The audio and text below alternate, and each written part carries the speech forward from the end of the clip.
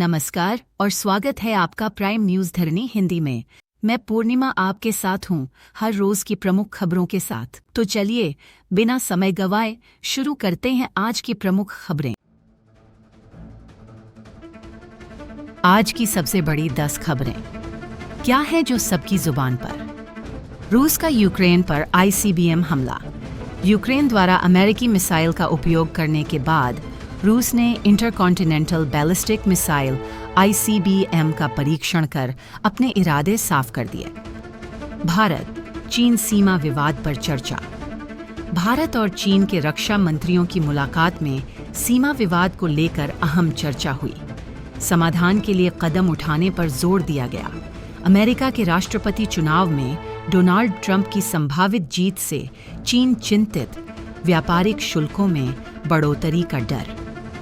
महाराष्ट्र चुनाव परिणाम। महाराष्ट्र विधानसभा चुनाव के नतीजे 23 नवंबर को घोषित होंगे। लाइव अपडेट्स के लिए बने रहें। दिल्ली चुनाव 2025। आम आदमी पार्टी ने 2025 के दिल्ली विधानसभा चुनाव के लिए 11 उम्मीदवारों की पहली सूची जारी की। गौतम अडानी पर अमेरिका में धोखाधड़ी का आरोप। भारतीय उद्योगपति गौतम अडानी पर अमेरिका में $250 मिलियन के घोटाले का आरोप। मामला अंतर्राष्ट्रीय स्तर पर चर्चा में। केंद्र सरकार ने हटाए 5.8 करोड़ फर्जी राशन कार्ड। डिजिटलीकरण अभियान के तहत केंद्र सरकार ने 5.8 करोड़ फर्जी राशन कार्डों को खत्म करने में सफलता पाई। बच्चों पर जलवायु परिवर्तन का असर।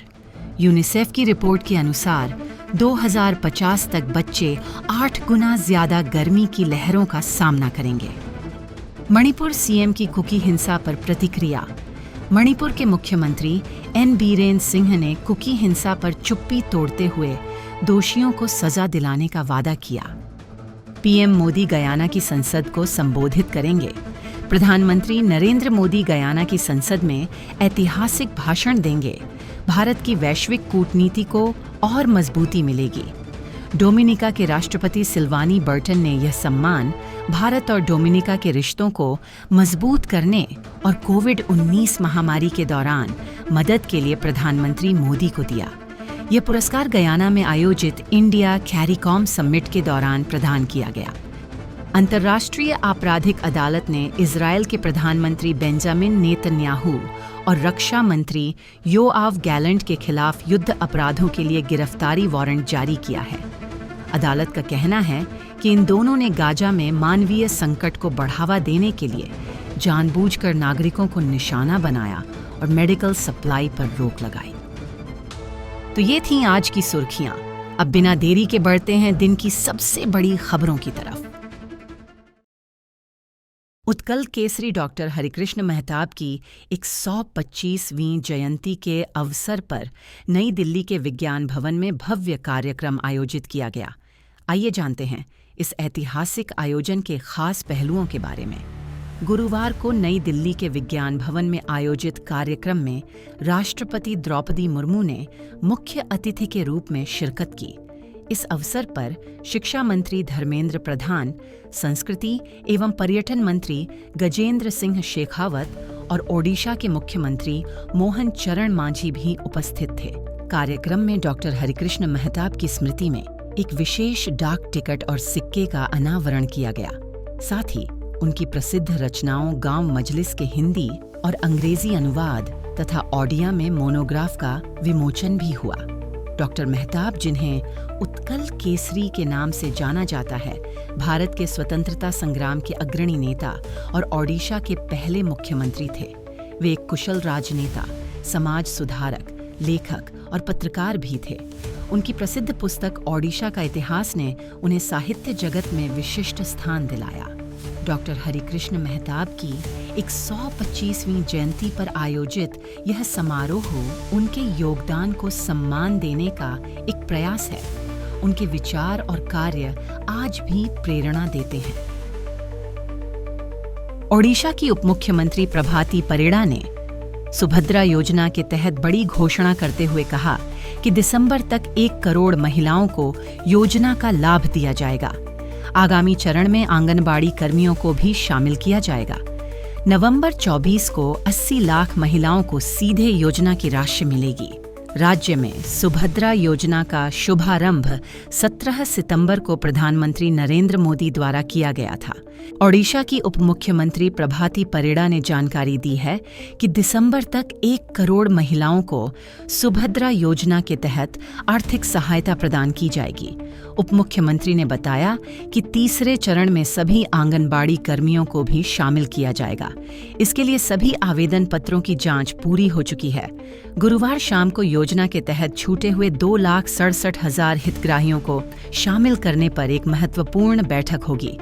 आगामी 24 नवंबर को 80 लाख महिलाओं के खाते में राशि भेजी जाएगी। उप मुख्यमंत्री ने अपील की है कि एक मोबाइल नंबर पर कई खाते लिंक न करें, क्योंकि इससे समस्या उत्पन्न हो रही है। आपको बता दें कि सुभद्रा योजना का शुभारंभ 17 सितंबर को प्रधानमंत्री नरेंद्र मोदी ने किया था। ओडिशा के नबरंगपुर जिले में हर साल आयोजित होने वाला बहुप्रतीक्षित सांस्कृतिक पर्व मंडई 2024 का पारंपरिक रीति रिवाजों के साथ शुभारंभ हो चुका है। यह महोत्सव नंदाहांडी ब्लॉक के धंडरा गांव स्थित श्री झाड़ेश्वर शिवपीठ और मां डंगरदेई मंदिर में विधिवत पूजा अर्चना के साथ शुरू हुआ। इस पारंपरिक शुभारंभ के दौरान जिले के कई गणमान्य व्यक्तियों ने उपस्थिति दर्ज की। कार्यक्रम में मुख्य अतिथि के रूप में विद्यालय एवं जनशिक्षा विभाग के मंत्री श्री नित्यानंद गंड उपस्थित रहे। उनके साथ विधायक श्री गौरी शंकर मांझी, श्री नरसिंह भट्टर और श्री मनोहर रंधारी ने भी इस आयोजन की शोभा बढ़ाई। इन सभी अतिथियों का पारंपरिक तरीके से स्वागत किया गया। श्री झाड़ेश्वर शिवपीठ और मां डंगरदेई मंदिर में पूजन के बाद देवताओं की लाठी, कुर्सी, कलश और मशाल लेकर भव्य शोभा यात्रा निकाली गई। इस शोभा यात्रा ने पूरे क्षेत्र को उत्साह और परंपराओं के रंग में रंग दिया। शोभा यात्रा के बाद मंडई 2024 की मशाल स्थापना और पोस्टर का अनावरण किया गया। इसके साथ ही मंडई महोत्सव का औपचारिक उद्घाटन हुआ। मुख्य अतिथि और विशिष्ट अतिथियों ने अपने संबोधन में महोत्सव के महत्व पर प्रकाश डाला। इसके बाद सांस्कृतिक कार्यक्रमों की प्रस्तुति ने दर्शकों का मन मोह लिया। इन कार्यक्रमों में स्थानीय लोक कला और परंपराओं का जीवंत प्रदर्शन किया गया। मंडई 2024 का यह उत्सव न केवल नबरंगपुर जिले की सांस्कृतिक धरोहर को प्रदर्शित करता है, बल्कि परंपरा और सामूहिकता का प्रतीक भी है। ये महोत्सव आने वाले दिनों में और भी भव्य होगा। प्राइम न्यूज़ धरणी हिंदी के साथ जुड़े रहें और ऐसे ही सांस्कृतिक आयोजनों की जानकारी सबसे पहले पाएं। ओडिशा में विकास की गति को और तेज करने के लिए राज्य सरकार एक अभूतपूर्व कदम उठाने जा रही है। राज्य के प्रमुख वाणिज्यिक केंद्रों को जोड़ने वाली 6 लेन भव्य रिंग रोड का निर्माण जल्द ही शुरू होगा। ओडिशा के वर्क्स मंत्री श्री पृथ्वीराज हरिचंदन ने बुधवार को इस ऐतिहासिक परियोजना की घोषणा की। यह 6 लेन की रिंग रोड मलकानगिरी जिले के मोट्टू से लेकर मयूरभंज जिले के टिरिंग तक फैली होगी। इस रिंग रोड के निर्माण से पूरे राज्य में यात्रा का समय घटकर केवल 26 घंटे रह जाएगा। साथ ही सभी वाणिज्यिक केंद्र आपस में आसानी से जुड़ जाएंगे। यह घोषणा ओडिशा इंफ्रास्ट्रक्चर कॉन्क्लेव 2024 के दौरान की गई, जिसका आयोजन all Odisha contractors welfare association AOCWA और all Odisha contractors association AOCA ने मिलकर किया। मंत्री ने कहा, हमने पिछली सरकार के दौरान इंफ्रास्ट्रक्चर प्रोजेक्ट्स में जो समस्याएं थीं, उन्हें दूर किया है। अब प्रतियोगिता को बढ़ावा दिया जाएगा और B और C श्रेणी के ठेकेदारों के लिए अवसर बढ़ाए जाएंगे। मंत्री ने जोर दिया कि ठेकेदार और इंजीनियर विकास के इस सफर के अहम हिस्से हैं। उन्होंने कहा कि राज्य सरकार बुनियादी ढांचे को बढ़ावा देने के लिए प्रतिबद्ध है और यह परियोजना राज्य के विकास में मील का पत्थर साबित होगी। AOCWA के अध्यक्ष श्री जे पात्रा ने कहा कि यह कॉन्क्लेव सरकार और ठेकेदारों के बीच सहयोग को मजबूत करने और स्थायित्व व नवाचार को बढ़ावा देने का एक प्रभावशाली मंच है।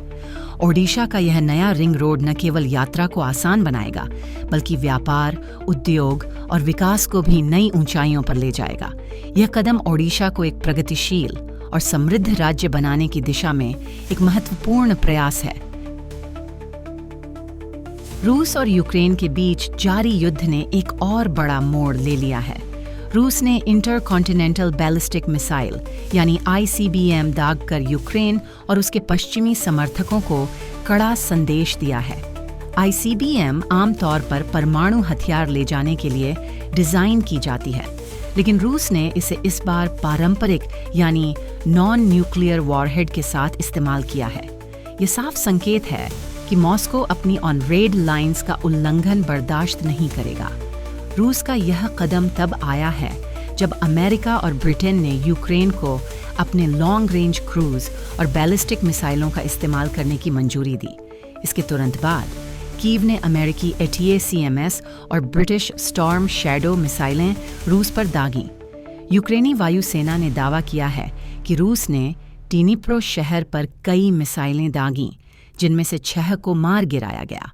हालांकि ये स्पष्ट नहीं है कि ICBM को इंटरसेप्ट किया गया या नहीं।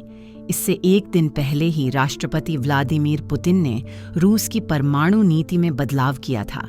अब रूस गैर परमाणु देशों के खिलाफ भी परमाणु हथियारों का इस्तेमाल कर सकता है। क्रेमलिन के प्रवक्ता ने इसे पश्चिमी देशों को चेतावनी बताते हुए कहा कि रूस न्यूक्लियर संघर्ष से बचने के लिए अधिकतम प्रयास कर रहा है। ये युद्ध अब अपने 1000वें दिन में पहुंच चुका है। बातचीत की मेज पर लौटने की उम्मीदें धुंधली हो गई हैं। दोनों पक्ष आधुनिक और घातक मिसाइलों के जरिए अपनी शक्ति का प्रदर्शन कर रहे हैं। इस बीच कई विश्व नेता पुतिन और जेलेंस्की से शांति वार्ता की अपील कर रहे हैं। क्या यह युद्ध किसी हल की ओर बढ़ेगा या विनाश की ओर? ये सवाल आज पूरी दुनिया के सामने है। प्राइम न्यूज़ धरानी हिंदी से जुड़े रहिए। हम आपको इस मुद्दे पर हर अपडेट देते रहेंगे। तो दोस्तों, ये थी आज की प्रमुख खबरें। उम्मीद है आपको हमारा वीडियो पसंद आया होगा। अगर आपको हमारी खबरें महत्वपूर्ण और जानकारीपूर्ण लगें तो लाइक और शेयर करना ना भूलें। और हाँ, अगर आपने अभी तक हमारे चैनल प्राइम न्यूज़ धरनी हिंदी को सब्सक्राइब नहीं किया तो जल्दी से सब्सक्राइब कर लें और घंटी का आइकन दबाएं ताकि आप कोई भी ताज़ा-तरीन खबर मिस न करें। हमारे चैनल पर हर रोज आपको मिलेगी पूरी दुनिया की हलचल, हर मुद्दे की सटीक जानकारी और वो सब कुछ जो आपको जानना जरूरी है। आपका दिन शुभ हो, स्वस्थ रहें और जुड़े रहें प्राइम न्यूज़ धरनी हिंदी के साथ। धन्यवाद और नमस्कार।